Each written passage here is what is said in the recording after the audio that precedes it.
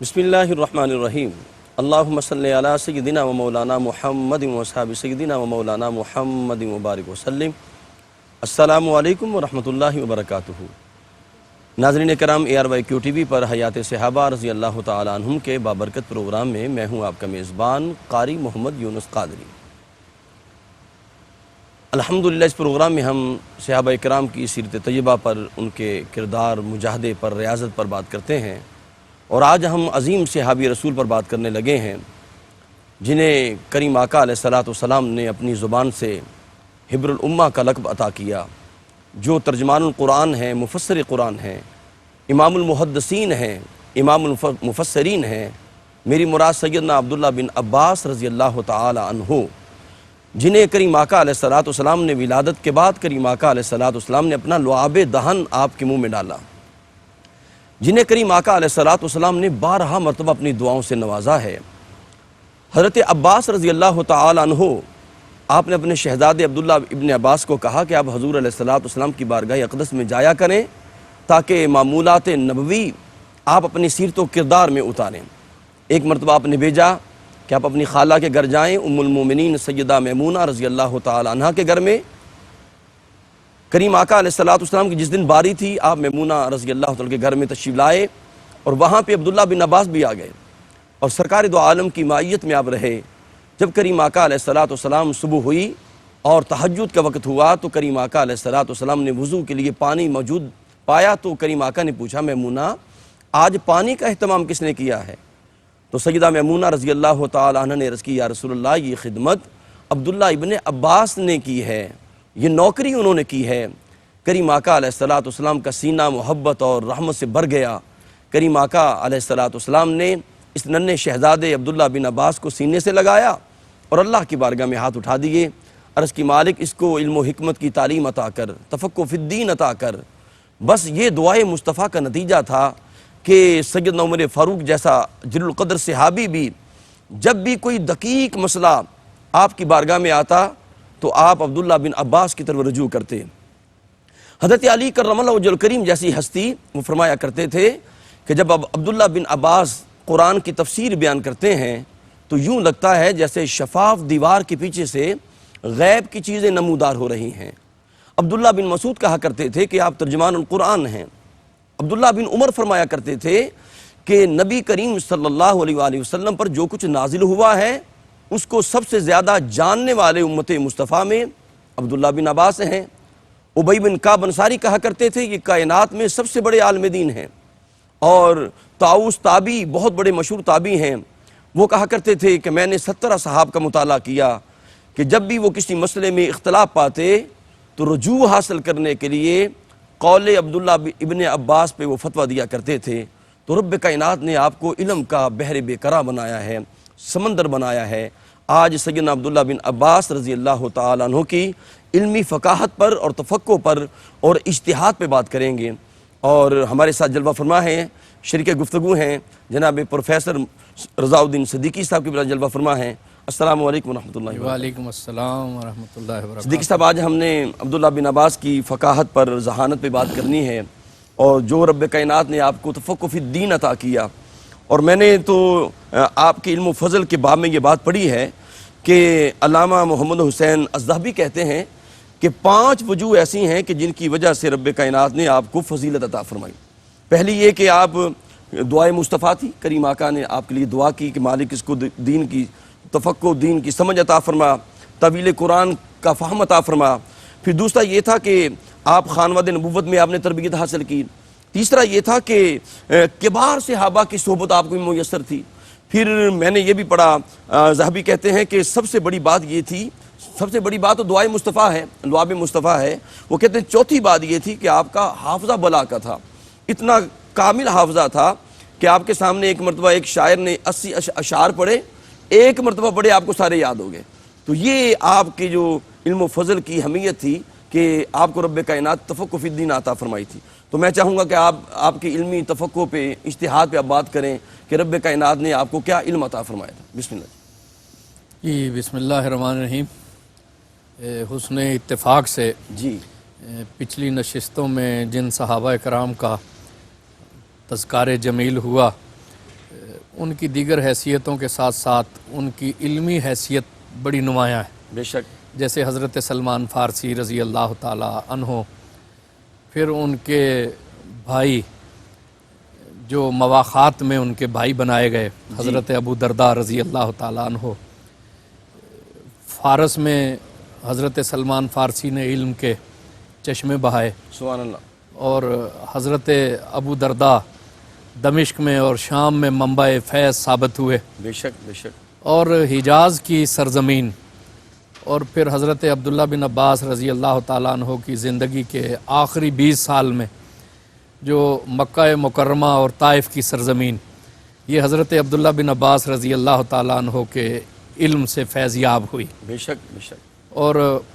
حکمت کے چشمے گویا کہ یہاں سے رواں ہوئے، اور حضرت عبداللہ بن عباس رضی اللہ تعالیٰ عنہ کی شخصیت کے گرد علم کا ایک پورا دبستان وجود میں آ گیا، کیا کہنے، سبحان اللہ، علم کے بہت سے دبستان آگے چلے، اور ان مضبوط روایتوں میں بڑی مضبوط ترین روایت حضرت عبداللہ بن عباس رضی اللہ تعالیٰ عنہ کی شامل رہی۔ بے شک، آپ کی شخصیت کے تشکیلی عناصر اگر دیکھیں تو حضرت عباس رضی اللہ تعالیٰ عنہ حضور اکرم صلی اللہ علیہ وسلم کے چچا ہیں، جی، اظہار اعلان میں یہ کچھ مؤخر ہوئے، لیکن ان لوگوں میں ہیں جنہوں نے زندگی میں نہ صرف یہ کہ کبھی اسلام کی مخالفت نہیں کی، بلکہ انہوں نے عملاً نبی کریم صلی اللہ علیہ وسلم کا قدم قدم پر ساتھ دیا۔ بے شک، بے شک، سبحان اللہ، امام ابو زہرہ رحمۃ اللہ علیہ جو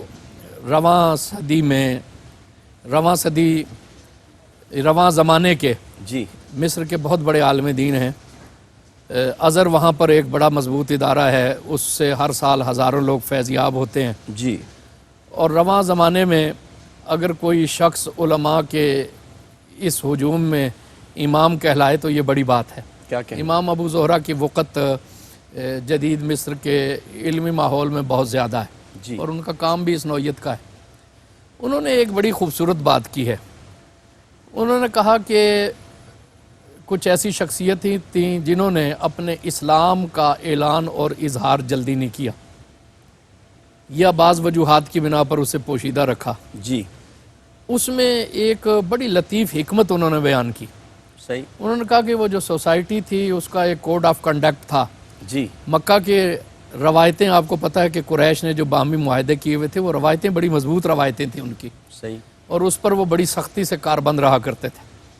تو جو شخص اسلام قبول کر لیتا تو پھر وہ کہتے کہ یہ ان روایتوں سے منقطع ہو گیا، جی، اب ہمارا جو معاہدہ عمرانی ہے، جو ہماری سوشل لائف ہے اور اس کے جو قاعدے ضابطے اور سہولتیں ہیں، اب اسے حاصل نہیں رہا، تو اس لیے وہ اس کی دی ہوئی کسی بات کو تسلیم نہیں کرتے تھے، اس کے عہد و پیمان کے پابند نہیں تھے۔ جی، لیکن جو قریشی تھے اگر وہ کسی کو امان دے دے، کسی کے لیے سہولت کا اعلان کرے تو پھر پورا مکہ اس کی پاسداری کرتا تھا۔ تو حضرت عباس رضی اللہ تعالیٰ عنہ ان لوگوں میں سے تھے، حضرت ابو طالب ان لوگوں میں سے تھے جی، کہ جنہوں نے جو ہے وہ نبی کریم صلی اللہ علیہ وسلم کے لیے اور مسلمانوں کے لیے امکانی حد تک اپنے سوشل سٹیٹس کی وجہ سے بہت سی سہولتیں فراہم کی، صحیح، اور بلکہ بہت وہ صدیقی صاحب، کارآمد آپ کی بہت بات میں ثابت کاٹ رہا ہوئے۔ ہوں، جی، آپ کی بات کاٹ رہا ہوں، عبداللہ بن عباس کے والد گرامی حضرت عباس رضی اللہ تعالیٰ عنہ جب سرکار کی غلامی میں آتے ہیں تو عرض کرتے ہیں یا رسول اللہ میں آپ کا پرانا دیوانہ ہوں، آپ جب انگلی بھی اٹھاتے تھے تو چاند حرکت کرتا تھا، میں اس وقت کا دیوانہ ہوں، جے کہ بعد میں دار اسلام میں داخل جی ہاں، وہ کیونکہ نبی کریم صلی اللہ علیہ وسلم کا معصوم بچپن، پاکیزہ جوانی، واہ واہ، اور پھر تبلیغ کی ساری مسائیاں، پھر کردار و عمل ان کے سامنے تھا، وہ تو گھر کے فرد تھے نا جی۔ جی، تو وہی امام ابو زہرہ کی بات مجھے بڑی مضبوط لگتی ہے کہ اللہ تبارک و تعالیٰ کی ایک حکمت تھی اور ان لوگوں کی بھی ایک سوچی سمجھی بات تھی صحیح، کہ وہ اس کے ذریعے سے نبی کریم صلی اللہ علیہ وسلم اور اسلام کے لیے بڑے ممد و معاون ثابت ہوئے۔ اب یہ دیکھیے کہ شیب ابی طالب میں جب نبی کریم صلی اللہ علیہ وسلم کو پورے خاندان کے ساتھ ان لوگوں نے گویا کہ معصور کر دیا، بہت سی پابندیاں لگا دی، مکہ والوں نے متفقہ طور پر کچھ عہد و پیمان کیے، ایک معاہدہ لکھ کر بیت اللہ شریف میں رکھ دیا، تو حضرت عباس بھی اس وقت بھی نبی کریم صلی اللہ علیہ وسلم کے ساتھ ہیں۔ اللہ اکبر، اللہ اکبر۔ اسی دور میں حضرت عبداللہ بن عباس پیدا ہوئے اور وہ اسے گود میں اٹھا کر نبی کریم صلی اللہ علیہ وسلم کی بارگاہ میں لے کر آئے۔ جی، حضور نے اپنا لعاب دہن انہیں عنایت فرمایا، جس کی طرف آپ نے اشارہ کیا۔ اللہ اکبر، اللہ اکبر۔ ان کی والدہ ام فضل، انہوں نے اپنے اسلام کا اعلان شروع کے زمانے میں ہی کر دیا، اور کہا جاتا ہے کہ ام المومنین حضرت خدیجہ الکبریٰ رضی اللہ تعالی عنہا کے بعد آپ دوسری خاتون ہیں کہ جنہوں نے اپنے اسلام کا اعلان اور اظہار کیا جی، اور قبول اسلام کیا۔ مستضعفین فی الارض، جنہیں کہ مکے والوں نے معصور کر دیا جی۔ حضرت عبداللہ بن عباس جب یہ لفظ قرآن پاک کا ان کے سامنے تلاوت کیا جاتا یا وہ اسے تلاوت کرتے تو وہ فرماتے کہ میری والدہ اور میں بھی انہی مستضعفین میں سے ہیں اللہ جنہیں کہ اکبر، مکہ میں وہاں پابندی کی زندگی گزارنی پڑی۔ اللہ اکبر۔ پھر مدینہ منورہ میں یہ آئے۔ ان کی ذات میں جو آپ نے اشارہ کیا نا کہ ام المومنین میمونہ رضی اللہ تعالی عنہا، جی، ان کا بھی ان کی تشکیل ذات میں اور تربیت میں بڑا دخل ہے۔ بڑا جی، بے شک، بے شک۔ حضرت ام المومنین میمونہ رضی اللہ تعالیٰ عنہ جی، جو ہیں یہ بڑی منفرد خاتون ہیں۔ بہت سی ایسی چیزیں ہیں نا جنہیں تذکرہ کرتے ہوئے ہم بعض اوقات زیادہ اجاگر نہیں کرتے، جی، ان کی بڑی اہمیت ہوتی ہے۔ حضرت ام المومنین میمونہ رضی اللہ تعالیٰ عنہا ایک ایسی خاتون ہے کہ جنہیں اللہ تبارک و تعالیٰ نے بڑا وقار، تدبر اور حلم عطا فرمایا، جی، اور حضور اکرم صلی اللہ علیہ وسلم کے کاشانہ اقدس میں آنے کے بعد پھر انہیں علم بھی ودیت ہوا اللہ کی طرف سے۔ یہ ایک ایسی خاتون ہے کہ جو بڑی صاحب الرائے ہیں۔ جی، نبی محتشم صلی اللہ علیہ وسلم نے کبھی ان کے مشورے کو رد نہیں فرمایا، جی، ان کی کسی رائے سے اختلاف نہیں فرمایا، جی، اور جس کی بھی انہوں نے سفارش کی حضور اکرم صلی اللہ علیہ وسلم نے ہمیشہ اسے قبول فرمایا۔ ہاں، بلکہ پروفیسر صاحب ان کے بارے میں میرے آقا نے یہ بھی فرمایا کہ یہ لمبے ہاتھوں والی ہے، جی، یعنی خیرات کرنے والی۔ نبی کریم صلی اللہ علیہ وسلم ان کے مشورے پر بہت اعتماد بے شک، فرمایا کرتے تھے، اور ان کے وجود سے اسلام کو بڑا فائدہ ہوا۔ یہ جتنی بھی بہنیں ہیں نا، 7 بہنیں ہیں، یہ ہر ایک اسی طرح ہی کسی معزز شخص کے ہاں بیاہی ہوئی تھی۔ جی، یعنی سارا خاندان چونکہ ایسا تھا کہ لوگ ان کے ساتھ رشتہ استوار کرنا پسند کرتے تھے، اور یہ ساری بہنیں بڑی دانشمند بہنیں مشہور تھیں، برادری بہت اچھی تھی، تو جو ان کے رشتے تھے بڑے اچھے گھرانوں میں ہوئے۔ جی، جب حضور اکرم صلی اللہ علیہ وآلہ وسلم حدیبیہ کے بعد دوسرے سال عمرۃ القضاء کے لیے تشریف لائے، ام المومنین میمونہ اس وقت بیوہ ہو چکی تھی۔ حضرت عباس رضی اللہ تعالیٰ عنہ نے حضور سے گزارش کی کہ آپ انہیں اپنے نکاح میں لے لیں، تو مقام سرب جسے آج انواریہ کہتے ہیں نا، اور اسی جگہ پہ حضرت ام المومنین کی آرام گاہ ہے آج بھی، جی، یہاں پہ حضور اکرم صلی اللہ علیہ وسلم نے ان سے نکاح فرما لیا، اور ابھی رخصتی نہیں ہوئی چونکہ حضور حالت احرام میں تھے۔ اس وقت معاہدہ یہ تھا کہ 3 دن حضور اور آپ کے ساتھی مکہ میں قیام رہیں گے، قریش مکہ سے باہر چلے جائیں گے۔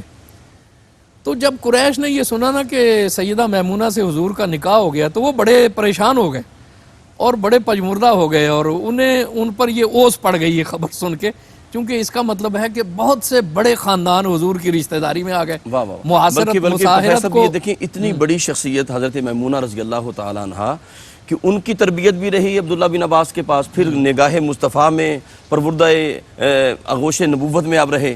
ناظرین محترم، سیدنا عبداللہ بن عباس رضی اللہ تعالیٰ عنہ کو کریم آقا علیہ السلام نے حبر الامہ کا لقب دیا، اور بڑے بڑے اکابر صحابہ تھے، اور کریم آقا کی نگاہ دیکھ رہی تھی کہ یہ حبر الامہ ہیں، امام المفسرین ہیں۔ یہ بات بالکل اسی طرح ہے جس طرح کریم آقا نے مٹی دی تھی ام سلمہ رضی اللہ تعالیٰ عنہ کو، فرمایا جب یہ مٹی خون میں بدل جائے تو سمجھ لینا میرا بیٹا حسین قتل کر دیا گیا۔ تو نگاہ مصطفیٰ دیکھ رہی تھی کہ اس وقت ام سلمہ موجود ہوں گی، اسی طرح نگاہ مصطفیٰ دیکھ رہی ہے کہ ترجمان القرآن جو ہیں وہ عبداللہ بن عباس ہیں۔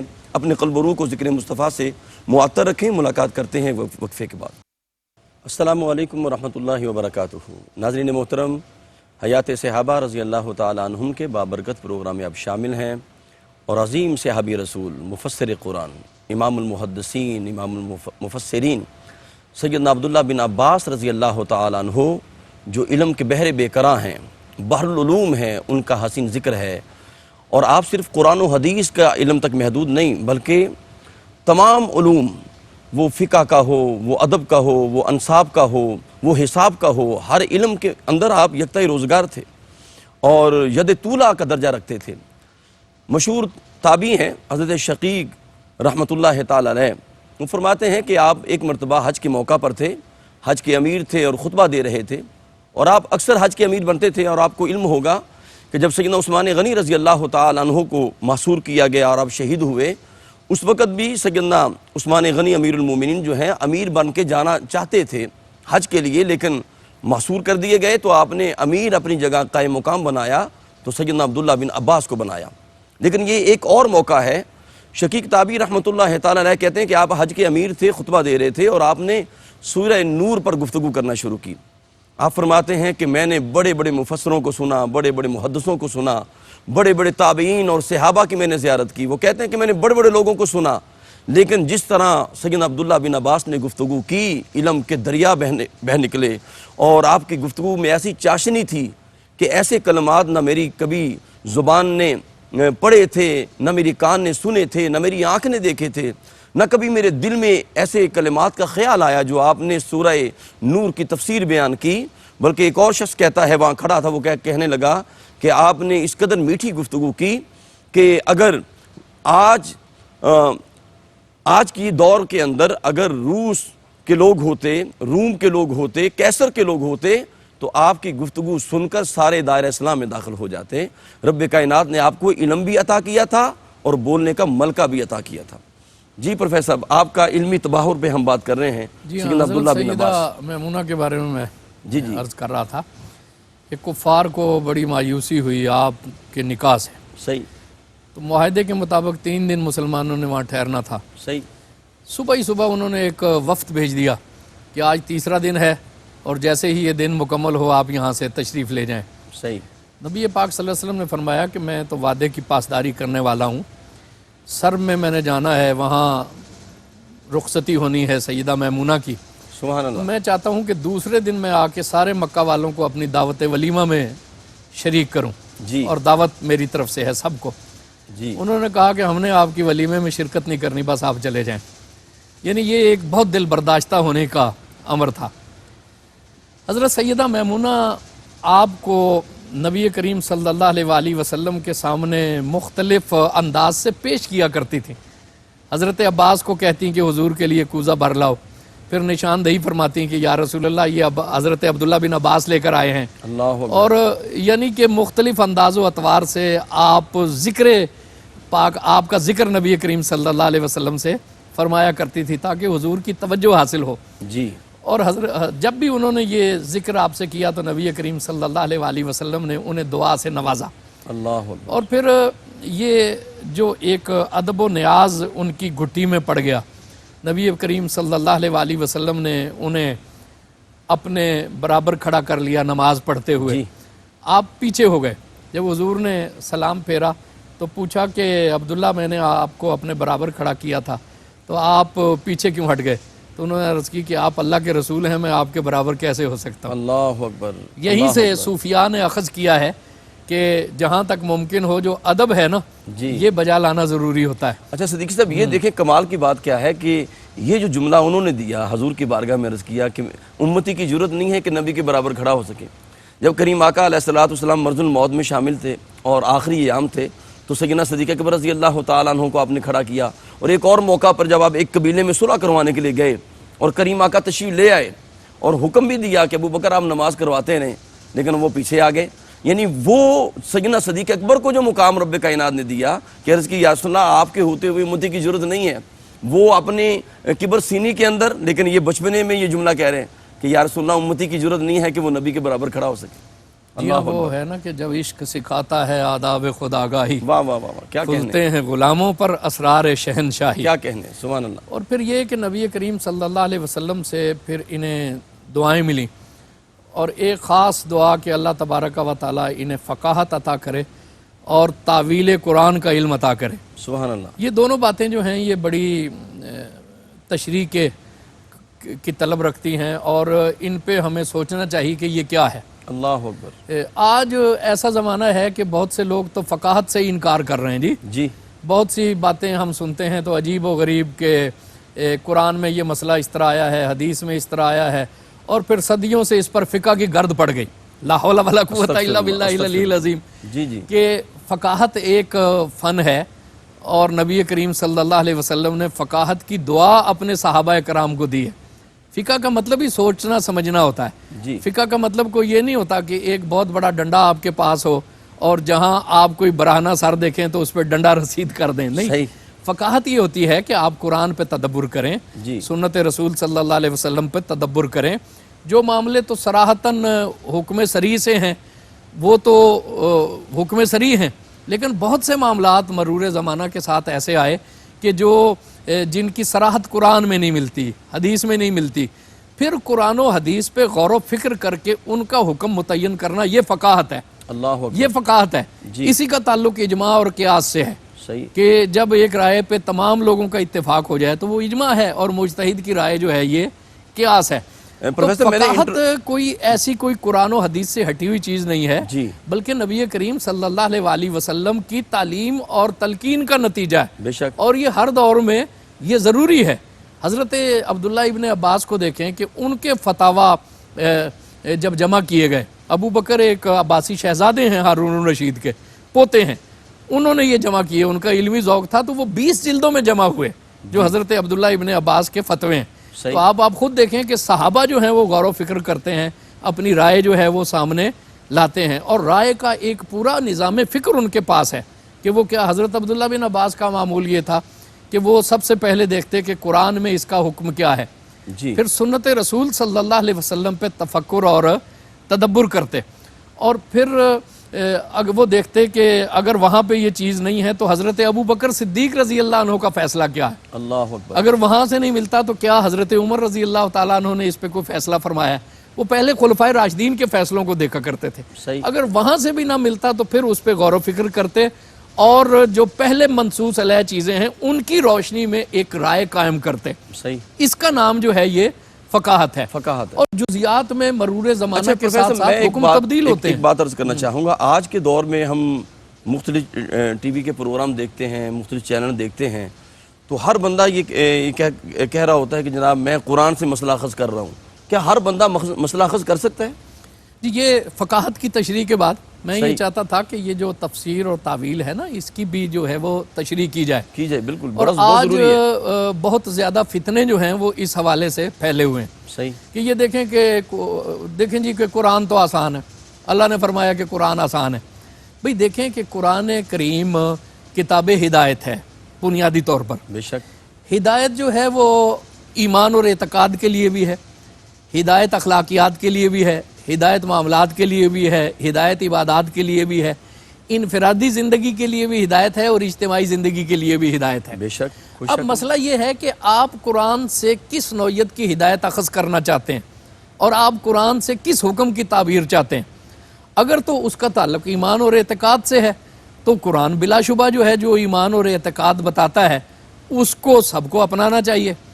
اگر اس کا تعلق جو ہے وہ اخلاقیات سے ہے تو قرآن کی اخلاقی باتیں بھی ظاہر اور باہر ہیں۔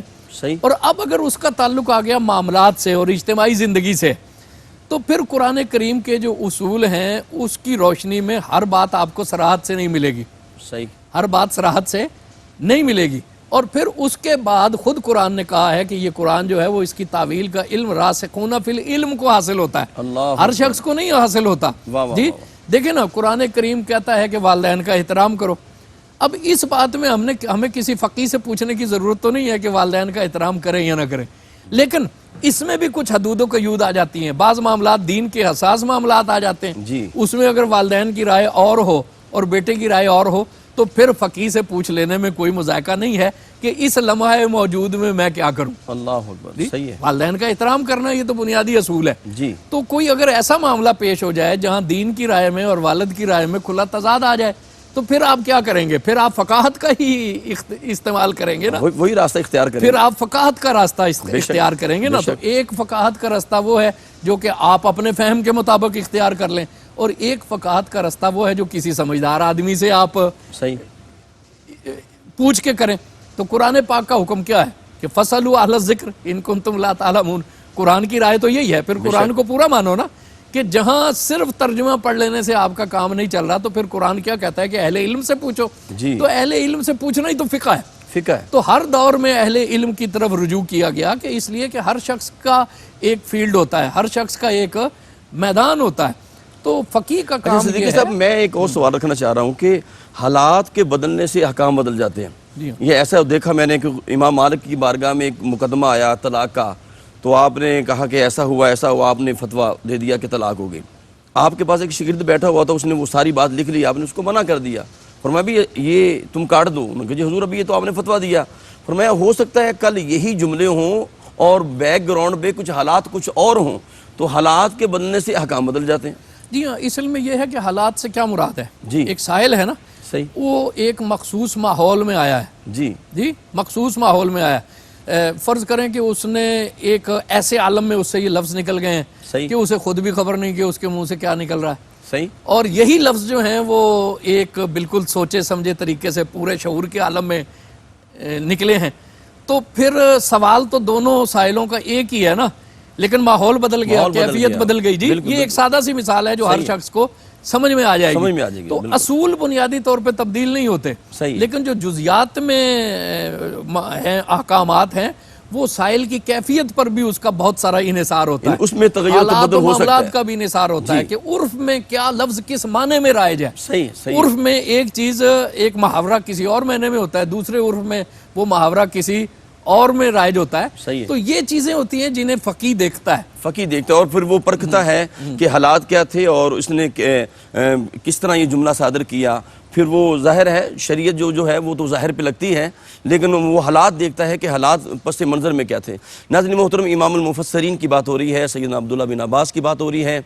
अपने क़ल्ब रूह को ज़िक्र मुस्तफ़ा से मुअत्तर रखें। मुलाकात करते हैं एक वक्फ़े के बाद। अस्सलामु अलैकुम व रहमतुल्लाहि व बरकातुहू। नाज़रीन मोहतरम, हयात सहाबा रज़ी अल्लाह तआला अन्हुम के बाबरकत प्रोग्राम में आप शामिल हैं और हमारे साथ अज़ीम इल्मी मज़हबी स्कॉलर शख्सियत प्रोफेसर रज़ाउद्दीन सिद्दीकी साहब जलवा फरमा हैं। इमामुल मुफस्सिरीन, तर्जुमानुल कुरान, हिब्रुल उम्मा, बहरुल उलूम, सैयदना अब्दुल्ला बिन अब्बास रज़ी अल्लाह तआला अन्हु पे हम गुफ्तगू कर रहे हैं। और आपका शुमार उन सहाबा इकराम में होता है जो कसीर रवाया हैं, सबसे ज़्यादा रवायात करने वाले। 2660 हदीस आपसे मरवियात हैं। यानी यूँ समझें सैयदना अबू हुरैरा के बाद जो दूसरा मुकाम है मरवियात में, वो रब्बे कायनात ने दरबार मुस्तफ़ा की निस्बत से आपको अता फरमाया। इल्म की तलाश में आप हमेशा सरगर्दा रहते और इल्म के मुतलाशी रहते। आपका ये तुर्रा इम्तियाज़ था और इल्म के मुतलाशी ऐसे थे कि कुर्बान जाऊँ कि आपको पता चलता किसी करीम आका के ग़ुलाम सहाबी रसूल के पास कोई हदीस मौजूद है तो उसके दरवाज़े पे चले जाते। ज़ैद बिन साबित अंसारी रज़ी अल्लाह के दरवाज़े पे जाके आप बैठ जाते और लेट जाते और यहाँ तक कि दरवाज़े तक आप दस्तक न देते और यहाँ तक कि आप लेट जाते, गर्दो गुबार आप पे पड़ता और जनाब जब वो दरवाज़ा खोल के देखते तो गुलशन नबुव्वत के वो फूल लेटे हुए हैं, तो वो कहते कि आप मुझे खुद हुक्म देते।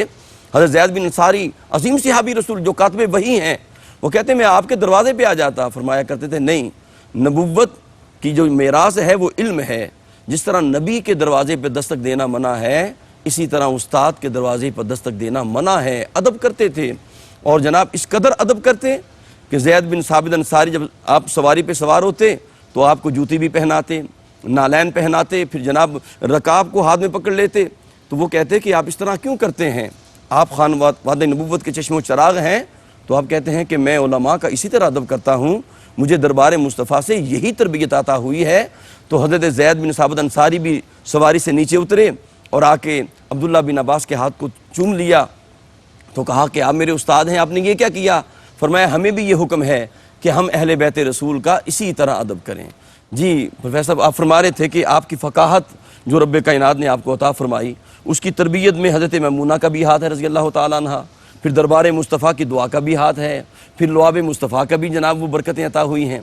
तो ये रब्बे कायनात ने, और बल्कि इमाम शाफ़ी की सारी फ़िक़ा की जो बुनियाद है वो अब्दुल्ला बिन अब्बास का इल्म है। फिर ये देखें कि जिस तरह आपने हज़रत ज़ैद बिन साबित रज़ी अल्लाह तआला अन्हु की तरफ इशारा किया, जी, तो ये इल्म की खोशा चीनी में बहुत सी जगहों पे गए, जहाँ जहाँ सुनते ना जी कि हदीस पाक उनके पास है तो चले जाते जी। और तरीक़ाकार ये था कि लोग सुबह काम काज पे जाते, फिर घर आके कैलूला करते, उस दौरान में आप उनके दरवाजे पे पहुंच जाते। अल्लाह अकबर। और अपनी पगड़ी को तकिया बना के तो उस पर आप आराम करने लगते।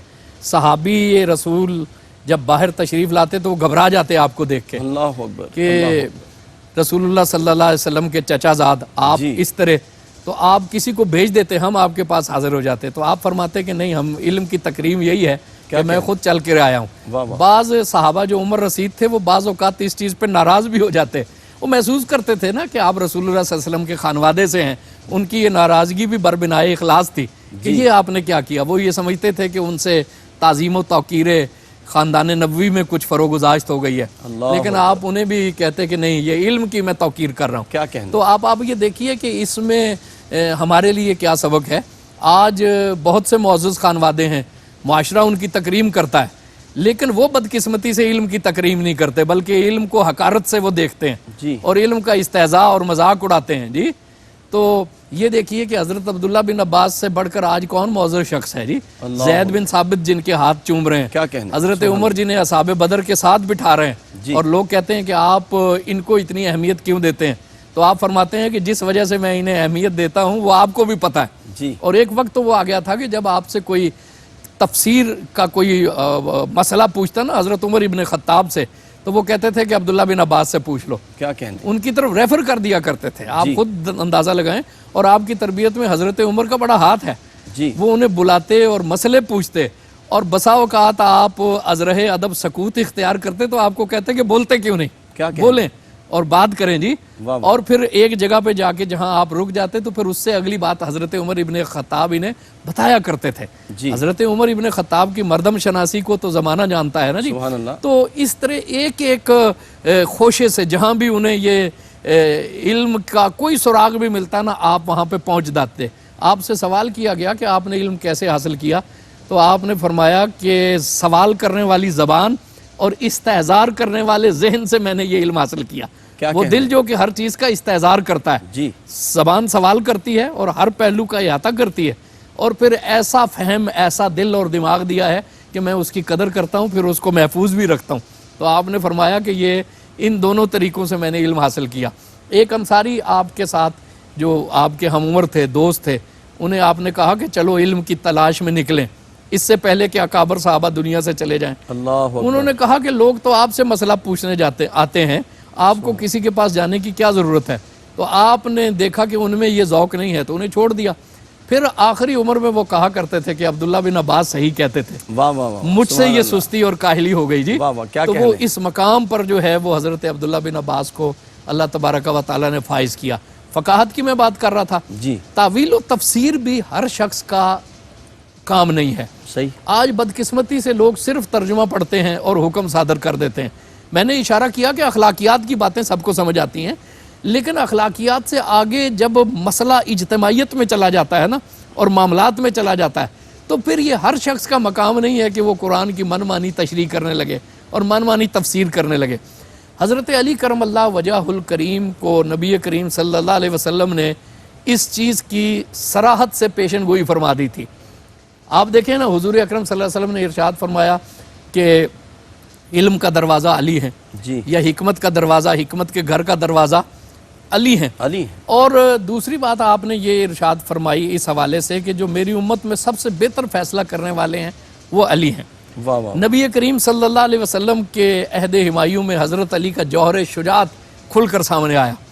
फिर जब तदवीन दीन का काम शुरू हुआ तो हज़रत अली रज़ी अल्लाह ताला अन्हो का रोल हमें उसमें बड़ा जानदार नज़र आता है। बेशक बेशक। और हज़रत अब्दुल्ला बिन अब्बास ने इनसे भी बहुत इल्म हासिल किया, सीखा। खुद एक मौके पे फरमाते हैं। मैं अर्ज़ करता हूँ कि आपसे इतना इल्म सीखा कि अब्दुल्ला बिन अब्बास रज़ी अल्लाह ताला कहते हैं कि एक मरतबा मैं आपकी बारगाह में हाज़िर हुआ इशा की नमाज के बाद, और मैंने आपसे अर्ज़ की कि मुझे कुछ सिखाएं, और लफ्ज़ हम्द पे आपने बात करना शुरू की। हाँ पे बात की, आधी कुछ रात का हिस्सा बीत गया, मीम पे बात की, दाल पे बात की, तो सारी रात बीत गई। तो अब्दुल्ला बिन अब्बास कहने लगे कि मौला अली मुश्किल कुशा, आपने हम्द पे ही सारी रात बीत गई और आपका इल्म ख़त्म नहीं हुआ। तो मौला कायनात ने फरमाया कि अभी तो मैंने अपने इल्म के समंदर में से तुम्हें एक कतरा भी नहीं दिया। अल्लाह अकबर। जी हाँ बिल्कुल।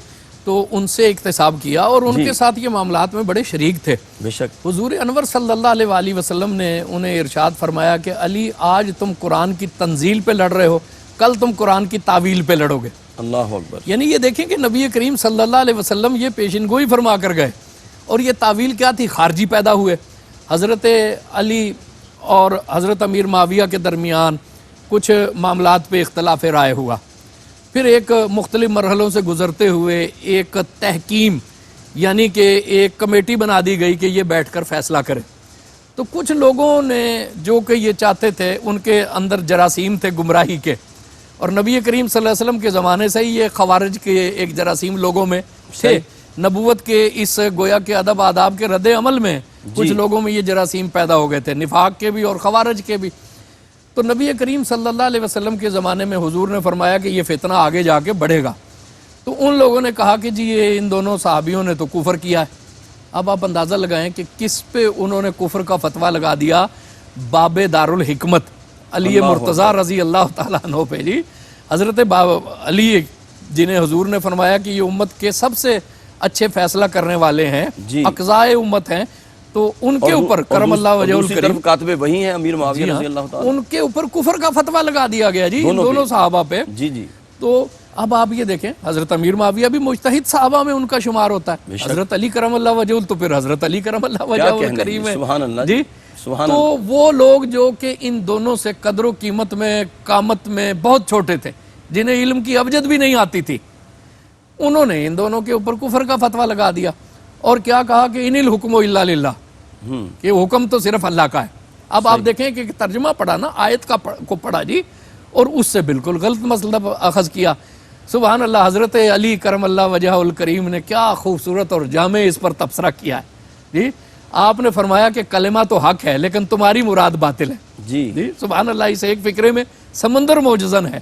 یہ حضرت علی کرم اللہ وجہ الکریم کی زبان پاک یہ کر سکتی ہے۔ انہوں نے کہا کہ یہ جی وہ آیت پڑھتے ہیں کہ ان الحکم الا للہ، آپ نے فرمایا کہ کلمہ تو حق ہے لیکن جو تم مراد لے رہے ہو وہ باطل ہے، وہ باطل ہے اور تمہارا ارادہ باطل ہے۔ بلکہ پروفیسر اس کے لیے انہوں نے عبداللہ بن عباس کو بھی بھیجا جی ہاں، پھر انہوں نے میں اصلاح یہی فرمائی۔ عرض کر رہا تھا کہ عبداللہ بن عباس اس سارے معاملے میں پیش تھے جی۔ نہیں ہے تو آپ کی بڑی محبتیں ہیں اور جی چاہتا ہے آپ سے اس طرح ہم جولی پھیلا کے رکھیں اور علم و حکمت کے موتی آپ سے لیتے رہیں۔ سامعین گرامی قدر، آخر میں سیدنا عبداللہ بن عباس رضی اللہ تعالیٰ کے حوالے سے ایک بڑی خوبصورت بات عرض کرنا چاہتا ہوں کہ آپ کریم آقا کے صحابہ کا بڑا ادب کرتے تھے، اور ایک مرتبہ جب آپ بصرہ کے والی تھے تو آپ کی بارگاہ میں آپ کے پاس میزبان مصطفیٰ حضرت ابو ایوب انصاری رضی اللہ تعالیٰ آپ کی بارگاہ میں آئے، تشریف لائے، تو انہوں نے کچھ احتجاج کیا، کچھ ضرورت کی بات کی، تو آپ نے کہا کہ آپ ٹھہر جائیں۔ آپ بصرہ کے والی تھے، آپ نے اپنا گھر خالی کروایا، گھر والوں کو کہیں اور بھیج دیا، کہا کیونکہ آپ نے سرکار دو عالم کے لیے اپنا گھر خالی کروایا تھا، میں بھی خالی کرواتا ہوں۔ گھر خالی کیا، آپ کو اپنے گھر بلایا اور دل کو فرش راب بچھا دیا آپ کے قدموں میں، اور جناب آپ کو بلایا، اور جناب نہ صرف گھر بلکہ گھر کا سارا سامان اور 40,000 درہم 20 غلام آپ کو دیے، اور عرض کیا کہ آپ میزبان مصطفیٰ ہیں اور آپ کی خدمت کرنا ہمارے اوپر لازم ہے۔ اپنے میزبان قاری محمد یونس قادری کو اجازت دیجیے۔ السلام علیکم ورحمۃ اللہ وبرکاتہ۔